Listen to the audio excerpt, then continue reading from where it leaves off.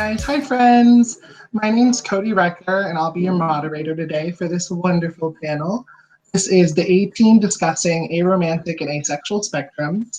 If we could start out by having each of you introduce yourself, your most recent or upcoming book, and how you identify if you're comfortable. Could Alicia start for me? Wait, what? Can you start? You start. Sorry. Do you want me to go? Yeah. Okay, sorry. It cut out just at the moment. Yeah. Anyway, hello. I'm Alicia, and I am demisexual and bi and she/her pronouns, and I wrote The Sound of Stars.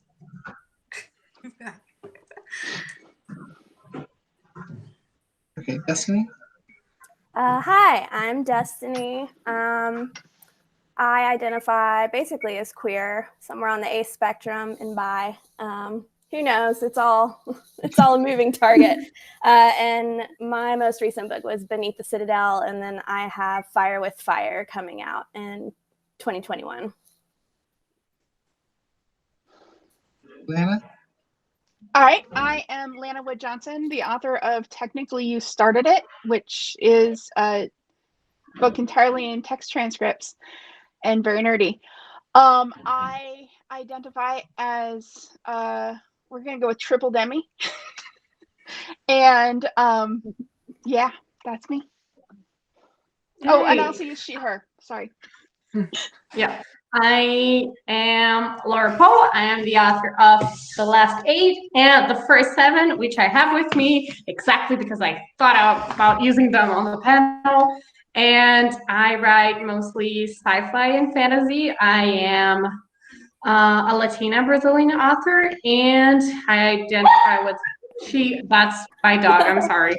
It's she/her pronouns, and I identify as bisexual and aromantic.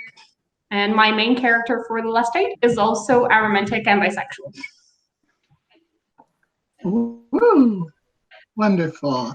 Okay, so before we really dive in, just to set the tone for this, could one or more of you discuss romantic and sexual attraction and this differentiation and intersection of both of them in some capacity? Any of you can do that. I'm happy to if no one else wants to.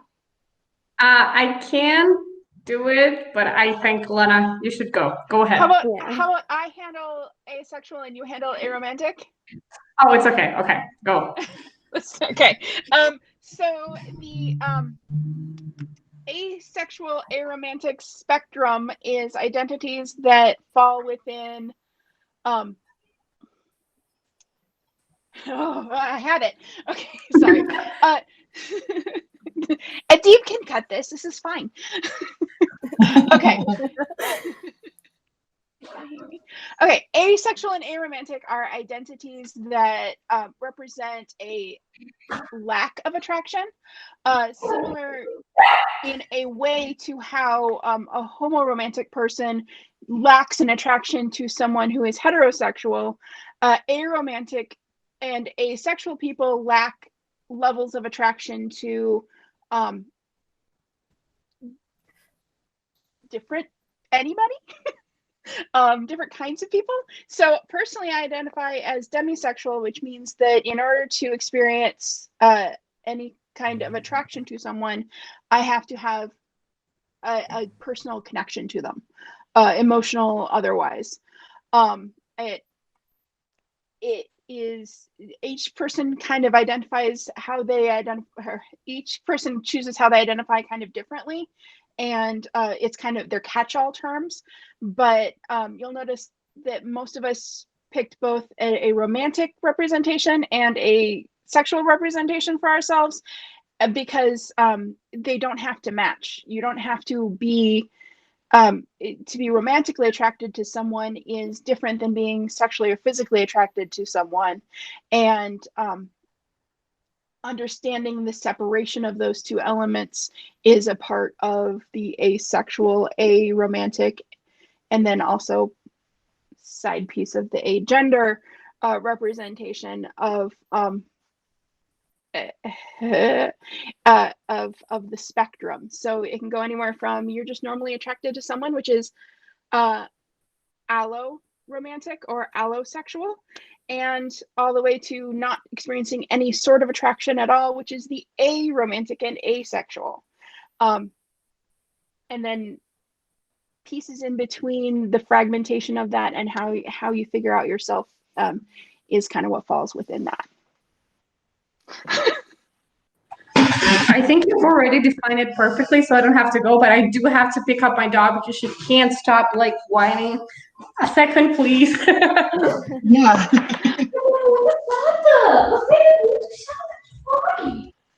Okay. Keep going.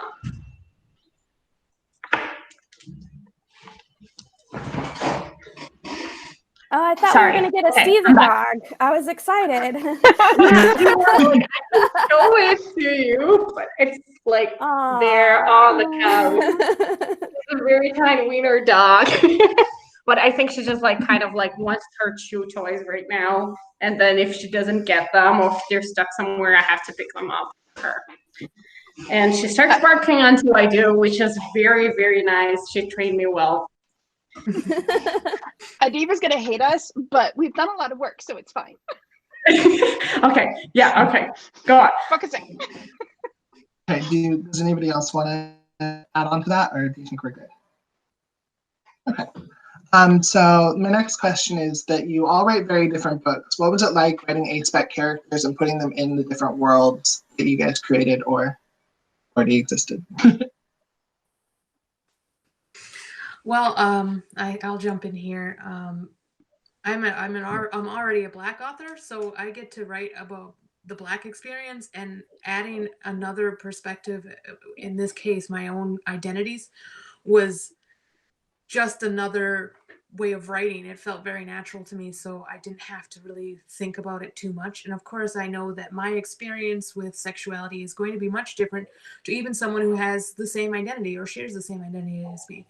But I wanted it to feel as personal to write, and hopefully that would resonate with readers who could who could relate and see themselves in that.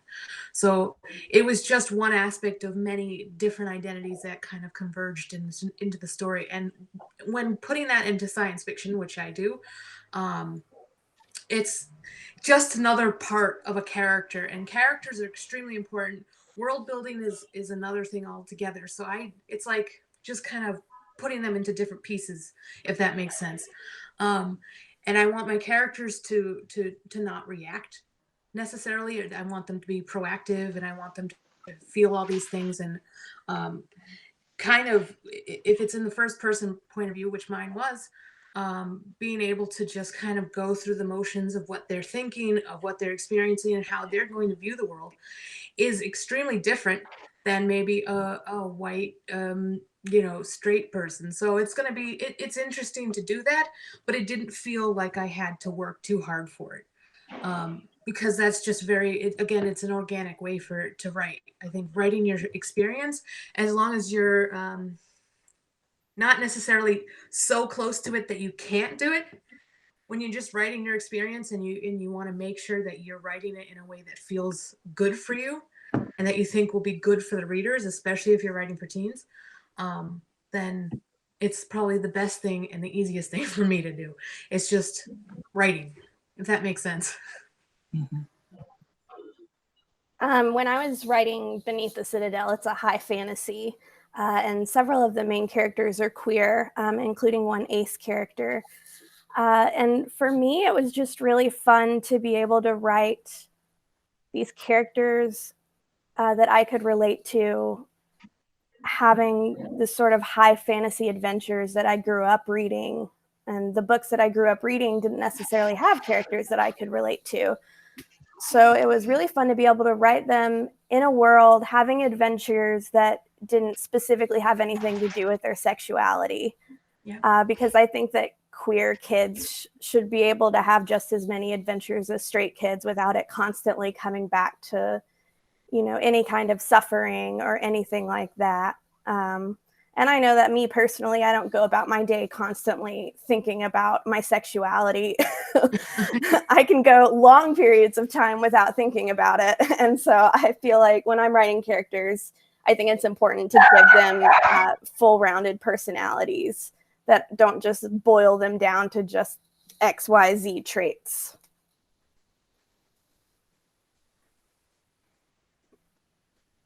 When I started writing Technically You Started It, I actually didn't.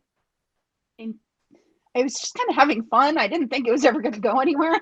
I wrote a book as a text transcript, so it was weird. But when I really got deep into it, I wanted to reflect characters that were queer, that were just experiencing their life and having joy, just like Destiny was saying. Like, it's so important that it not be a coming out story, but at the same time, if you're queer, you're kind of always a little bit coming out to people. And so I wanted that aspect of it, that sharing your truth piece of it. But when the story was all the way finished and I somehow managed to tell an entire story in a text transcript, I realized how important it was to me that that was the format, because and there were people that were asking me, why don't you just put in like actual narrative, which I'm doing in the new book and it's hard. But why I didn't put in narrative to Technically You Started It because this was how Haley fell in love with Martin. And this was how a demisexual character made a deep personal connection to someone that doesn't have a physical body or a physical appearance. And that was like super important to me to maintain that piece if I possibly could. And I pulled it off, so it worked out. But that was how I decided I wanted to very specifically put on the page that she was demisexual. And Martin doesn't have it on the page, but he also shares that he's demi-romantic bisexual, which people have picked up, and I feel like super grateful for that there's layers of it and it's not just one thing. So all of those went into like how I told the story, even though that's not necessarily what anybody that picks it up off the street would necessarily understand. It's kind of my secret a spec message to my people. I think I kind of started because I was the most annoying romance reader that ever was, and I didn't understand why I was so annoying about it. And it's mostly because I usually feel zero romantic attraction, so I didn't understand what was going on when I read any romance or like YA, which focuses a lot on the romance aspect and like finding yourself through your romantic connection to your partner. And mostly I was just like annoyed and all the time, just like why are these people doing this? Like, is that how they live? Is that like the normal way to live? How is that? So when I started writing The Last 8, it was about exploring the idea of like a science fiction novel where you didn't necessarily have to have that romantic connection. Like, that wasn't a big part of it. And I feel like a lot of these post-apocalyptic stories, and I don't know, overall, it's a lot about like the human connection, but I focus a lot on the romance part, and I didn't want to do that. I wanted to be a story about like someone who has no romantic attraction and just like finds her own family and finds like a way to survive and to connect to other people without having the romance there. And for me, that was kind of like, it was my own exploration, because I was kind of starting the whole dating thing, and I didn't understand why I didn't really connect to people. I could find them attractive, but I never really understood like, oh, I have to see you every week, and then we have to be like together every week. And it was just like, why? And just like, is that necessary? It's just like, I'm doing my own thing. Like, I like you and it's fine, but you can stay over there. It's all right. And don't have to be like with me all the time. It was just really gross. And that was like my own exploration, because my character was in fact dating a guy at the beginning of the book, and she just like broke up with him because she was like, I can't do this. This is not for me. And it was good to explore that. And I feel like I always try to explore friendship and platonic relationships a lot more in my own writing. And like I always try to give a focus on family and friendship rather than the romance aspect. So it wasn't hard because that's like how I live my life.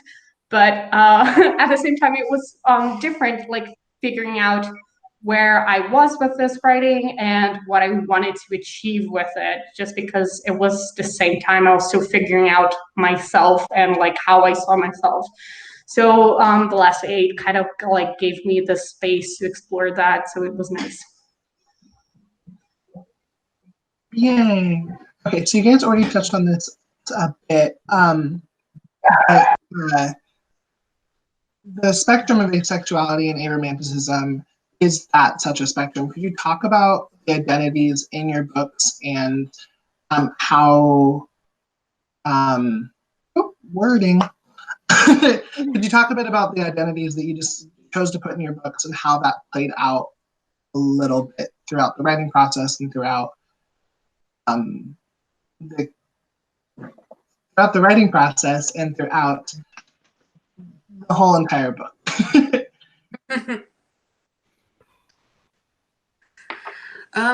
For me, it was, you know, I'm writing science fiction, so I don't have to focus so much on the identity so much, because it's not going to be, as Destiny said, the main point of the book and the main point of the character or the main point of the story. The story is an alien invasion. So, at this point, you just kind of have to be like, I'm all these things and I'm dealing with an alien invasion. So I didn't really have to think too much when I was writing it, and it's there's no coming out, there's no kind of trying to explore the character's sexuality on the page, because she's already comfortable with who she is from the beginning. She's just dealing with an alien invasion, so it's like kind of just going through that. And then of course the exact opposite of Laura, is that mine, it does go to the romantic route, but it takes an entire course of the story to even get to a first kiss. So it's slow developing, but the bond has to be there. And you know, it's as a demisexual, I feel like that's how it would be. So it wasn't really putting that into the story. It had its own place, but it wasn't a very big part of the story. It was just, this is the character, this is how she identifies, this is how she's going to go throughout the story. And then you're going to have maybe her thought process once in a while where she's in a room with all white people and she's thinking, oh no, I'm the only black person here, I got to get out of here. That's more of a moment, whereas you can still kind of not necessarily hide, but you can keep some things private. And sexuality to her is her own privacy that she can think about and talk about, and that she can share with others when she wants to, but she can hold that in. As being a black person, you can't necessarily. So that had more of a bigger part, whereas the sexuality was something that I could explore in a different way. In Beneath the Citadel, that's really similar to like what Alicia was saying, where it wasn't just at the forefront. And really the only big thing was, and I actually have one of my sensitivity readers to thank for this. We were talking about the importance of putting labels in high fantasy books, because that's not something you see all the time. And I'm not saying, you know, one way or another, you have to or you shouldn't or whatever. I think it's up to individual authors. But for this book, you know, Alice, she suffers from anxiety and she has panic attacks. And so I call them that on the page. And we were talking about, we're like, that's a pretty modern concept, the idea of like a panic attack.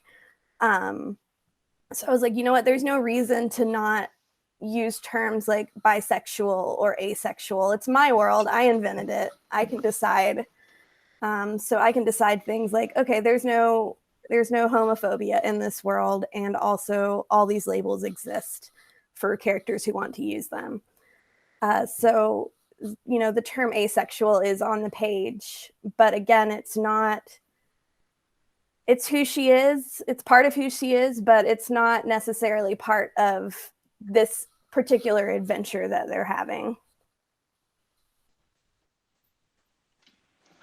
Well, I'm the exact opposite of everybody. I specifically wrote a romantic comedy. I like calling it a romantic comedy of manners because like a lot of the old comedy of manners was exploring the difference between what society expects and what our real experiences are, and how that interferes with how people relate to each other. So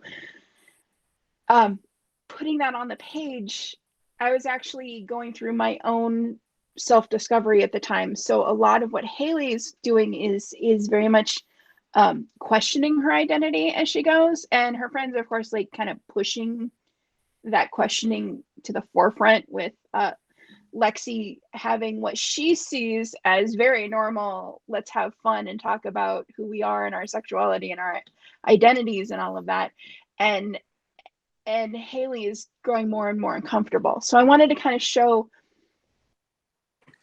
maybe you don't necessarily know, but maybe you learn as you go along, and that some things that are completely normal for one person aren't completely normal for someone else. And Martin kind of gets that as they go along, but that's more of their friendship connection. They have Lexi actually makes everybody take the Kinsey test, which I have always hated because I never scored well on it, and I like scoring well on tests. I love the idea that this is a test and you can score big on this. And especially somebody whose identity is very much about, scoring well on tests and doing these things. And so it started this conversation that these characters were having in my head, and I just put it all down on paper. I'm like, this is now my favorite. But having that moment of connection and having those pieces, like that was my intention of the book, is that she's questioning, she goes through it, she finds the term that works best for her through the friend that was maybe making her feel uncomfortable but not intending to, and ends up in this place where she not only finds a way that she's comfortable with someone to have that romantic connection with, but she's comfortable with herself and her other friendships, because it wasn't about the connection with the boy, it was the connection with herself. And I hope it came through, because I tried real hard on that. So yeah, it was absolutely intentional. I totally threw romance at everything, sometimes awkwardly, which is the whole point. And then now there's a book. That's really great. I think like for mine, it was that I was just like exploring where I fit in as well, because I just like, when I started writing in the last year, it was 2015, and it was like one of the first instances where I'd heard the word aromantic, because I heard of like sexual before, but I didn't really identify with it. And I think there's always like the spectrum of being queer. Like I found out I was bisexual before I found out I was aromantic. So, and it was easy, like sexual attraction was easier to identify for me because I could feel it. And the romantic, you can't really, like if you don't experience, you don't experience it. And that's just like the problem with this, because we don't have words to define it, and a lot of people don't discuss this.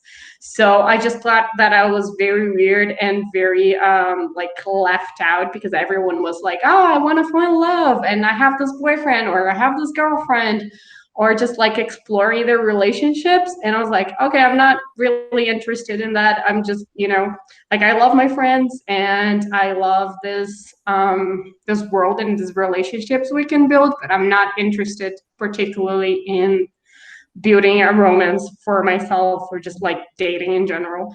And so the last date was kind of like an exploration of that. And I think Clover doesn't even use the word aromantic yet, but she does explore what she felt and what she lost, because the world is an alien invasion. So what happens is that her ex-boyfriend, which was complicated because they never talked about it, kind of died in the beginning. So she's like left with this grief, which is she doesn't really know, like, do I love him romantically? And that's just why I'm sad, or this is something else. Like, what did I lose here when I lost him? Like, what does this mean? And it kind of like, I think, contrast with their other relationships as well, because she's kind of like an asshole. all the time. And I say this as an aromantic asshole myself. And when I say like I write on voices, it's just like they're all aromantic assholes. I'm sorry. It's just like that's the way I am. This is the way they have to be now. And I think she doesn't have a lot of friends. Like her ex-boyfriend is the only friend she actually had. So it's hard for her to explore what it really means. She doesn't have a lot of people to compare to. And when she connects with her other friends and with, the other less teenagers on Earth who survived the alien invasion, that's when she starts realizing like where she falls into the spectrum and what people mean to her and what they don't mean. So it was kind of like nice exploring that. And I feel like I can't write a book without a character who is at least aromantic or maybe like asexual and aromantic. That's just how I go, and that's just how I love to explore relationships where it doesn't have to be like the normalized and the expected way people want you to relate to other people. And I want to show that there's a world where you don't have to have romance or it doesn't have to be the main thing for you. Great. Okay, can we talk a little bit about the importance of asexual representation and what brought, can you just talk a bit about why bringing this representation to the table is so important to you? For me, it was because I hadn't seen it before. So growing up, I would have loved to have seen that kind of representation, but I hadn't. So I knew who I was and how I am very early on in life, and not much has changed. I knew about this before there are words to describe it.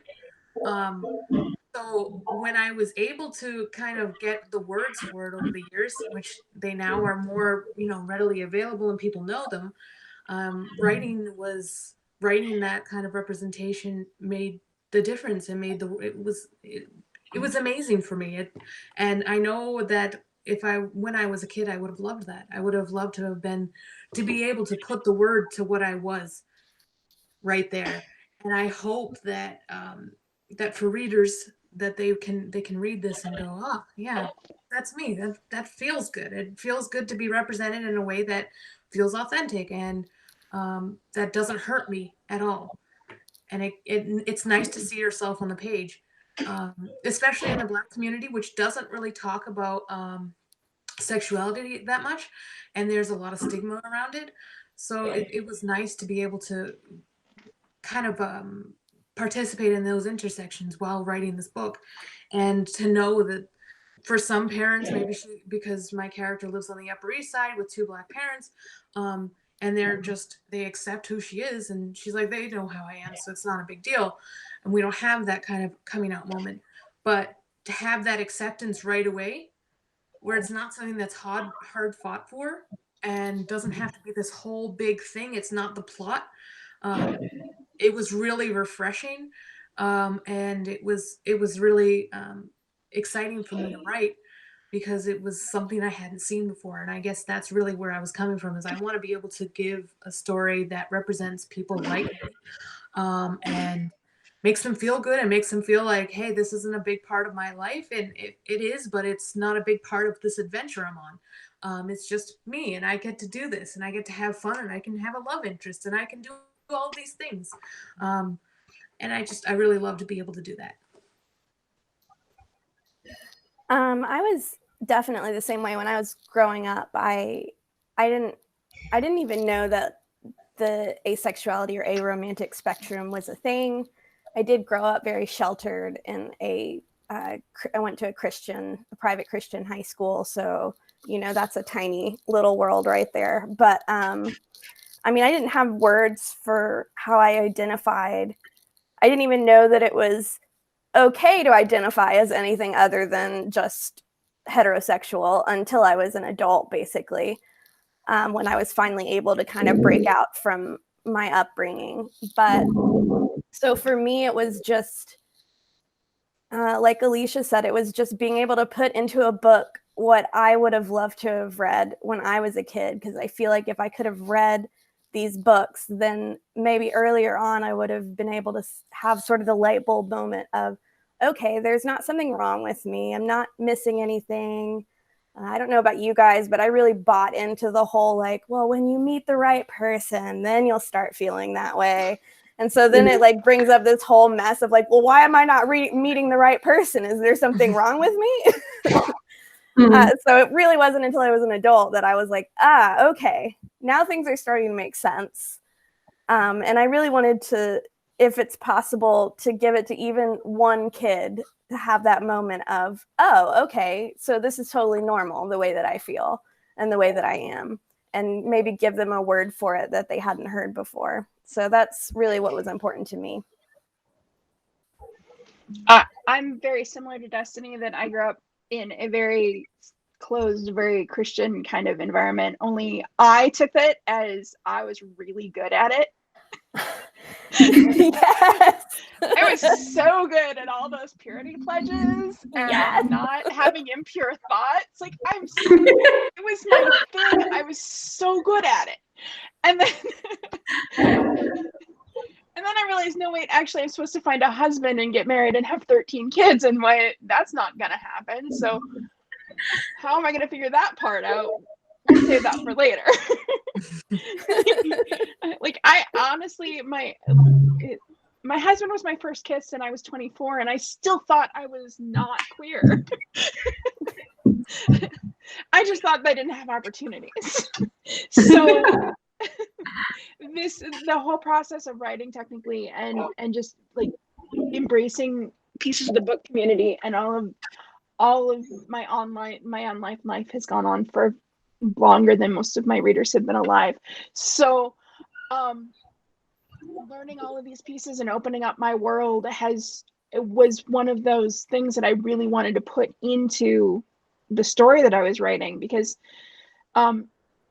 sometimes you don't know that, like, you either feel that there's something wrong or you feel that there's something missing, but you don't want to ask too closely.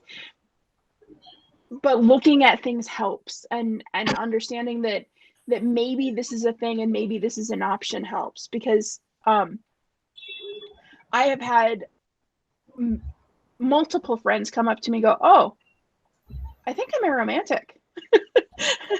Or, oh, I think I might be demisexual. And these are adults that read the book because they think they have to because they're my friends. But it's not always something you necessarily investigate about yourself until you realize it exists. So that's kind of one of the things that I wanted to put on the table with my book. Yeah, I think for me is that I think much similar like to everyone's experience, and like adding a word to it makes a whole lot of difference.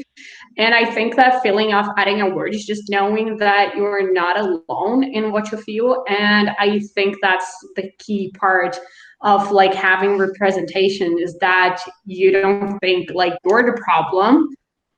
There is just like the spectrum of experiences that exist, and they're real, and like they show you that are real. And I think like growing up is also what I missed, because like I was 13 and I'd read a lot of romances and I'd read a lot of books, but then I just like, there was this one book I picked up, which is, I think it's very little known, but it's called like The Silver Mantle. And I got obsessed with this book, but the love story in it was really stupid. And I'm just like, love is so stupid. Like, why do people do this to themselves? I don't understand. So I kind of like, I was 13 years old and it's just like, I promised myself I would never fall in love. And I did not realize that it was already like a part of who I was. And that's why I kind of like promised that, and not in a way that like the book made me promise something. And then I grew up, I realized that, I don't know, I just like kept looking back at this promise and going like, is this stupid? Like, am I not allowing myself to fall in love because I blocked myself at 13 years old after reading one book? Like, how does that happen? And I think like that one idea of waiting for the right person to come along, and that just doesn't exist. But we still like, a lot of like the narrative that society reproduces is just that you find the right person eventually, like your life will come together. And it doesn't have to, like the right person doesn't have to be a romantic connection. There can be like a whole lot of right people for you, and they can be your friends, or they can also, like, you can have multiple girlfriends if you want, and if everyone is cool with that, that's also cool. Like, you just have, talk to your partner about those things. And I think like having this representation is just very important in the sense that you don't feel abnormal, or that you're blocking yourself from an experience because you think it's stupid, or just something along those lines. Just not feeling by yourself when you're dealing with something, which is very important when you're a kid growing up, because you don't want to be alone in this. Like, so much is happening in your life. You're growing up, like things are changing, school is changing, like friendships are just wild, and sometimes like that romantic connection may happen, and it's very, like, growing up is just an explosion, and just not feeling alone in this is very, very important. Okay. A lot of scenes in literature aren't explicitly about identity that reflect personal experiences you have with identity. Do you guys have any scenes in your books that you could discuss that are like that? No, not really. I don't know. Sorry. Not really. No, it's kind of just mentioned, and then we move on. And I mean, I love writing. I love writing about identity and how it shapes kind of the character's understanding of the world. And I think that's important because, as everybody has mentioned, it normalizes these names, these words, and it makes people feel less alone. But at no point do I really explore what an identity is throughout the story, because there's just so much going on already. And I wrote a character who's extremely confident in herself, and kind of, and like me, knew what she was and who she was very early, and didn't have to just kind of question it. And that's just how it is. So I didn't really have to go into any of the details of that. And I don't know if that's a good thing or not, but I just wanted to be like, yeah, this is what it is. We're going to go and do this thing. And that's that. So that's kind of my style of writing, I think. So, yeah, I didn't really have to go into any kind of deep conversation about identity in there. I mean, if I did anything like that, it would be because of being Black in America, which is because it's contemporary sci-fi. You have to actually explore certain social issues, and that one would be probably the biggest one right off. Otherwise, no, I didn't do it. I feel like all my answers are just what Alicia said. Mine's the same way, where it's just kind of mentioned and then moves on, because it's not really the focus of the book. But one thing that was important to me to kind of mention was that Alice doesn't see her asexuality as a lack of something. She doesn't think of it as a lack of sexual attraction. She just doesn't feel that way about anybody. And so for me, that was really important, because I feel like a lot of poor representation of asexual people is like this idea that we're deficient in some way, of like, oh, well, there's just something with your brain that you're missing that part that everybody else has. And I just don't like to think of it as missing something. It's just, that's the way that I am. So for me, that was kind of the important thing. And like I said, it's just a tiny little nugget, and then the story moves on. But for me, it was really important to have that in there. I was exploring it a lot more. So one of the pieces that I did put into the story was kind of that faking it around my friends that I didn't realize I was necessarily even doing. But one of my absolute favorite scenes to write that kind of represents that piece, but wasn't necessarily an actual experience, was when Haley mugs Martin for a celebrity crush, because she feels obligated to post something, but she has no idea what to post, and so tries to steal his. And I like the fact that he has one readily available, and then he's like, oh wait, I haven't actually come out yet. And so they're both trying this allonormativity, heteronormativity conversation around maybe I didn't say what I just thought I said. And that was one of my favorite pieces, that like if someone's demisexual, like they kind of seem to get that scene, and everybody else just thinks it's kind of funny. So I think for me, I don't discuss identity in that sense. I think in a way, I always like to discuss identity as a way of like building who you are and who you want to be, and like being able to recognize yourself. And I think like for Clover, one of the things is obviously like her relationship with other people, and the kind of like that she doesn't have a lot of friends. So that complicates things for her, because she doesn't realize that, you know, friendship can be nice and you can be open about how you feel and what you want. And those kinds of things are normal. So for me, it was about exploring that side of like vulnerability in relationships a lot more, and like allowing yourself to become like a better version of yourself. And that part, that part never goes into the romance itself. Like you don't have to be open about romance, but you have to be open about other people and how you feel. And I think like especially for all of the asexual and aromantic like spectrum community, I feel like a lot of people know that feeling of loneliness, or just like being left out, because you have those types of things like, who's your celebrity crush, and you can't think of somebody, so you're just like seeing all your friends date, or like everyone around you has this romantic life, and you know that kind of like that's how life goes and how you expect it to go. Like you'll meet someone, you get married, or you have kids, and these people are kind of like gonna leave you just because they get married, and they should prioritize something else. So that was kind of like that's always a part I like exploring about our identity, and that it doesn't mean that you have to be lonely or that people will leave you behind, because that's not true. People will still love you, and you can forge other connections to other human beings that don't rely on having like, oh, this is my top priority, like relationship. Because often like this changes. You can have with your parents as your kid, like they are the most important person in the world to you, or your siblings, or you get like your best friend, or then you have lots more friends, and then this oscillates as you go in life, and people change, and that's okay to prioritize something else. But always know that you won't be left out just because you don't feel that one connection which you're like supposed to have because people tell you to. And that is the thing that I usually like to explore with my writing and with the sexuality and aromanticity. Wonderful. Okay, so I have one more question before we'll do wrap-ups.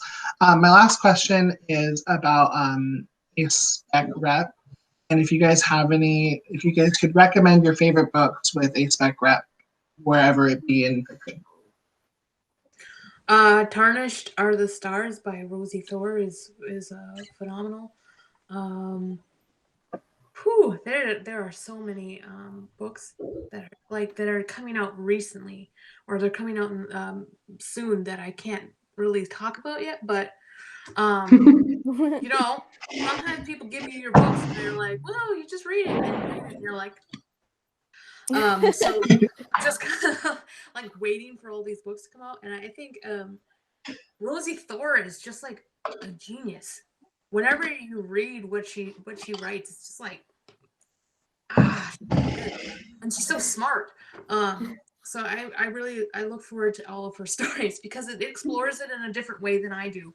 And you know, I won't always be writing a spec. I mean, I kind of will, but it's there, but it's never really a focus. And it's always interesting to see that as a focus within contemporary, which I don't write because I just can't.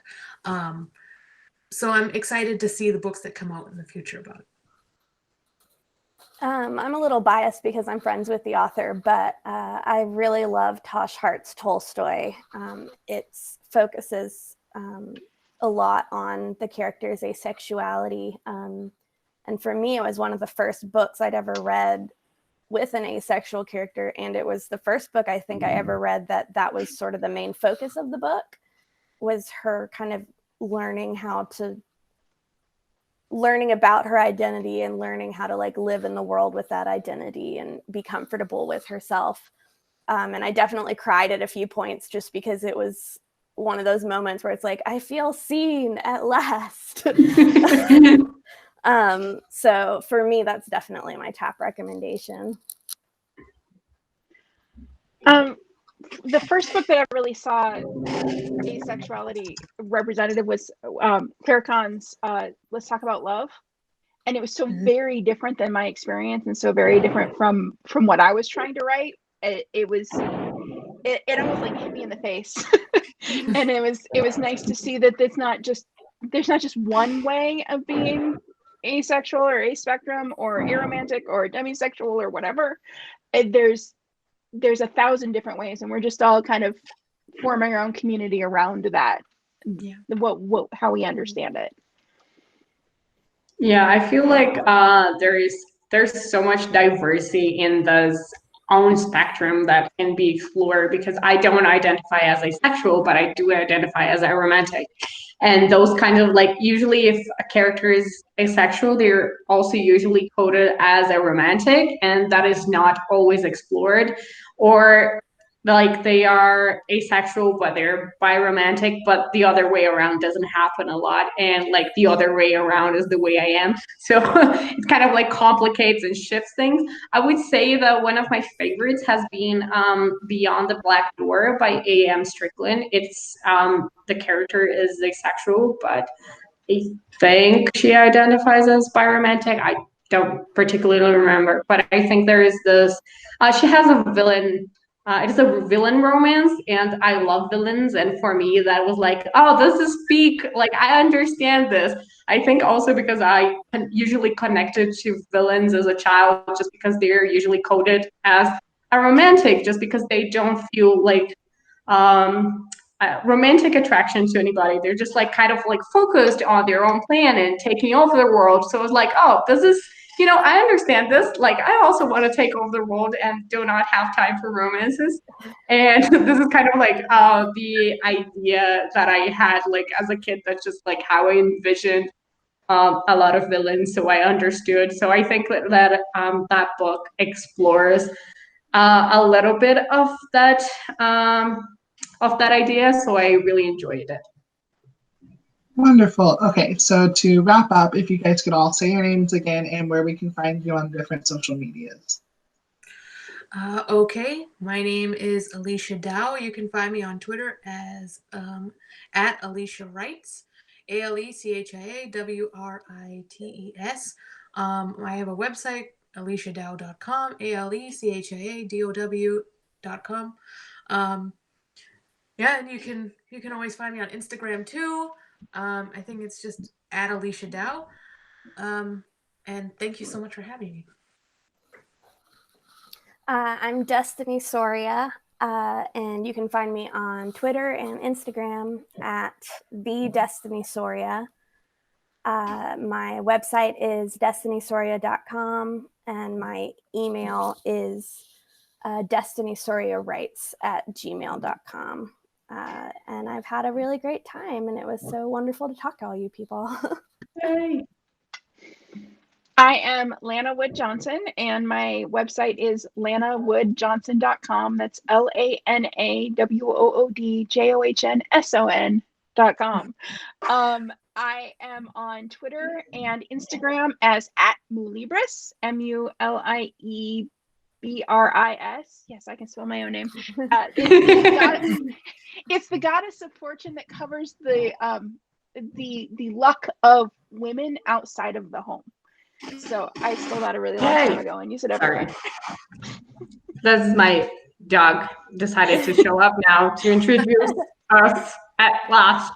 I am Laura Pohl, and I wrote the last 8 and the first 7, and you can pretty much find me anywhere. My website is onlybylaura.com, And my Twitter is Laura M from my middle name and Pohl, Pohl. And that's basically, if you go to my website, you could just like find me wherever I am. And this is my dog, which has interrupted us many times today, and she is not ashamed at all. But thanks for having us. I love talking about asexual and aromantic spectrum and with like some other great people, and there are so many of us. We're like a legion, and we will be friends. That's it. Yay, thank you guys so much. Thank you. Thank Thank you. you.